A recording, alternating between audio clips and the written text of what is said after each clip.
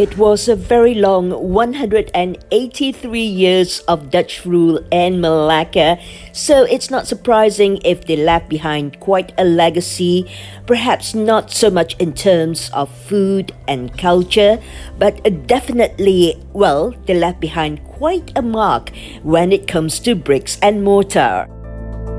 Hey you, and welcome back to my YouTube channel, and yes, we are in Malacca. We are going to do a little bit of mooching about, especially in this area, which is very simply known as the Red Square or the Dutch Square, and also the area right behind it. Standing next to each other, you have the Stadhuys and also the Christ Church of Malacca. And this Stadhuys in Malacca was constructed following the exact design of a Stadhuys in the town of Hoorn in the Netherlands. The word Stadhuys in Dutch simply means a municipal town hall. And this one is the oldest Dutch building in the Far East, and it's built on the ruins of a fort which once upon a time belonged to the Portuguese. It wasn't originally in this color, it was in a much more boring white spectrum, and it was actually painted in red by the Brits. This rather salmonish color was chosen not so much for aesthetic reason, but, well, just simply for the easy maintenance of the exterior of the building. As you walk from the Stadhuys up to St. Paul's Hill, well, don't miss the Museum Sastra, which is the Literature Museum of Malacca. I just love the traditional form of the Museum Sastra, that's the Literature Museum, the very oldie-worldy architecture of this place, which was at one point in time used as a residence and also a prison. And this place houses the historical records of Malacca, including the Malay Annals, or what is known as Sejarah Melayu, or the original name was Sulalatus Salatin. And also you find works of the Hikayat Hang Tuah, the Hukum Kanun Malacca, and the writings of Munshi Abdullah.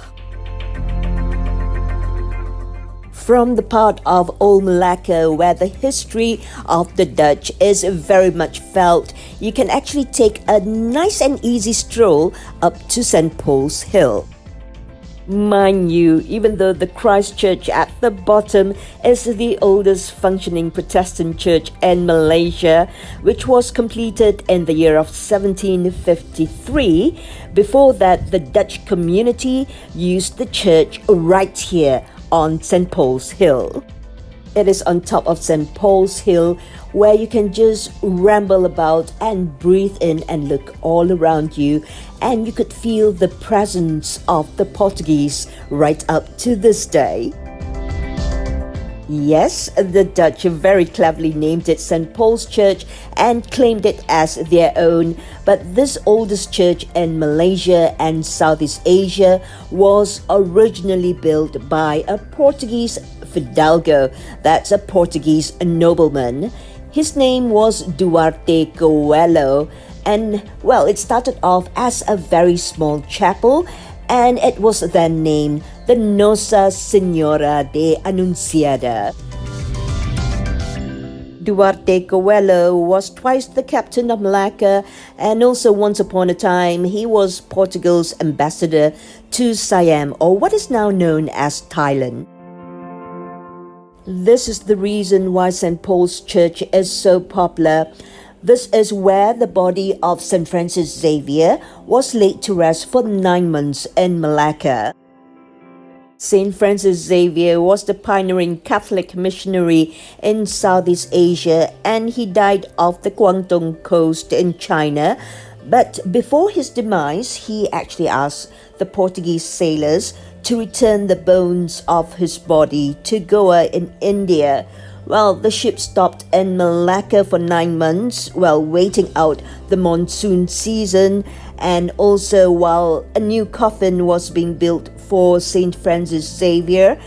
After that, he was eventually laid to rest in Goa as per his wishes.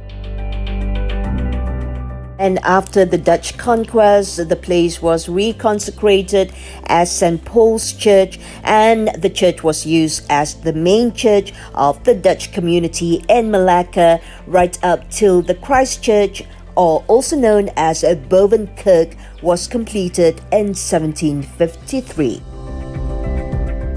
Also, in the vicinity of the St. Paul's Church, you find one of the oldest surviving European architecture in Asia, the remnants of the fort built by the Portuguese. It was a massive construction attributed to Alfonso de Albuquerque, and it was known as the Fortaleza de Melaka, or the famous, or now called the A-FAMOSA.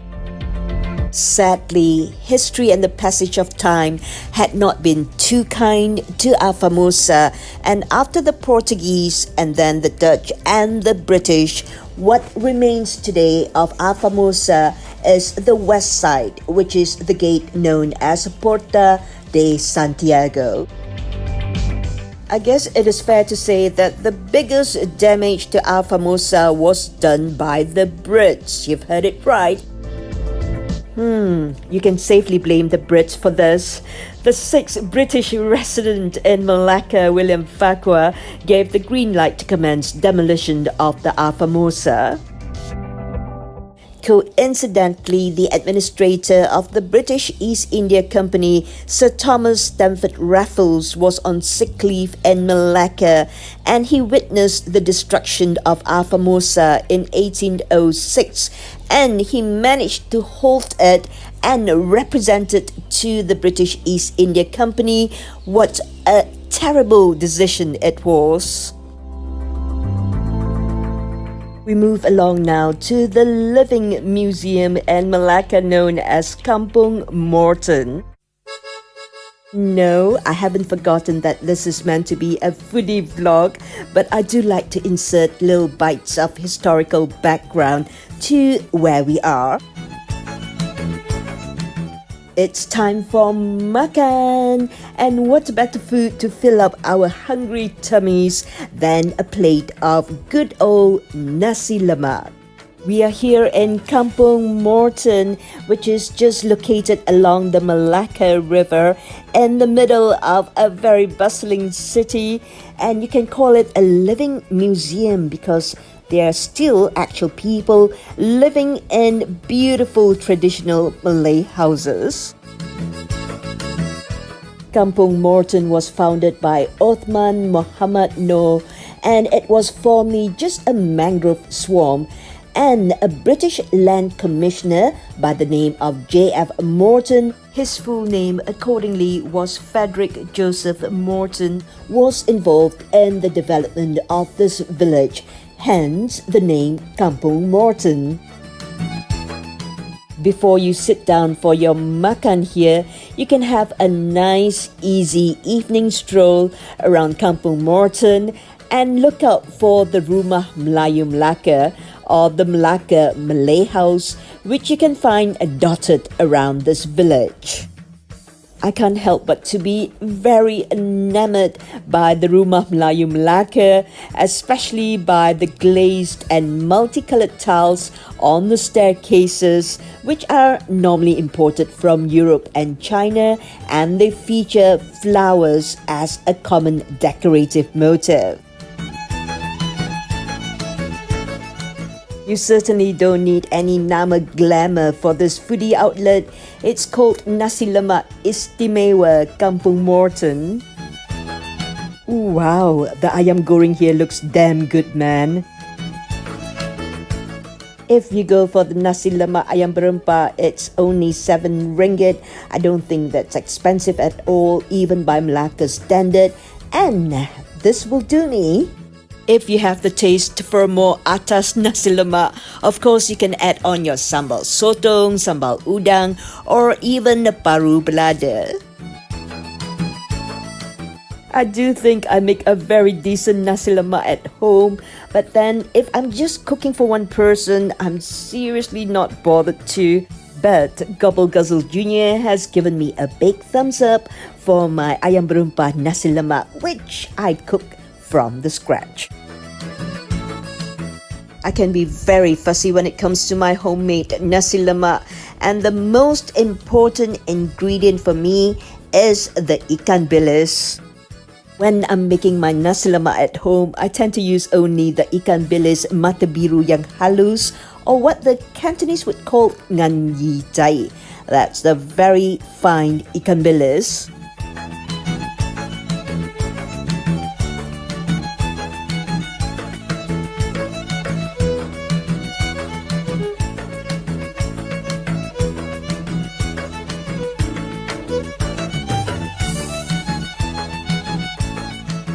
This is how it looks like when it is served if you're dining in the nasi lemak in Nasi Lemak Istimewa in Kampung Morten. Here's a little foodie trivia for you. Do you know that the earliest recorded written mention of nasi lemak was made in the newspaper The Straits Times way back in the year of 1935, and it spoke of the availability of the dish nasi lemak in Kampung Baru, Kuala Lumpur. But there is also a foodie folklore that this humble nasi lemak began in a small village somewhere in Melaka. In this village lived Mak Kuntum. She's a widow and she lived alone, not so much alone, but with her daughter Suri. And she worked hard and she left her daughter to fend for herself at home. So Suri was in charge of cooking at home for both herself and her mom. And one day she accidentally spilled coconut milk into a boiling pot of rice. This was way before the birth of rice cookers, and people in the villages were just using the stove and a humble pot. Suri's mum then returned from work, and mum couldn't help but to notice the sweet, fragrant aroma of the rice accidentally cooked by Suri, and they say that that's the beginning of the nasi lemak. We have cleared our plates in Nasi Lemak Istimewa in Kampung Morten, and we are going on a Melaka riverboat cruise. Wrapping up this segment on my YouTube channel, I'm Gobble Guzzle. Be kind always, spread peace. Jumpa lagi. Bye-bye.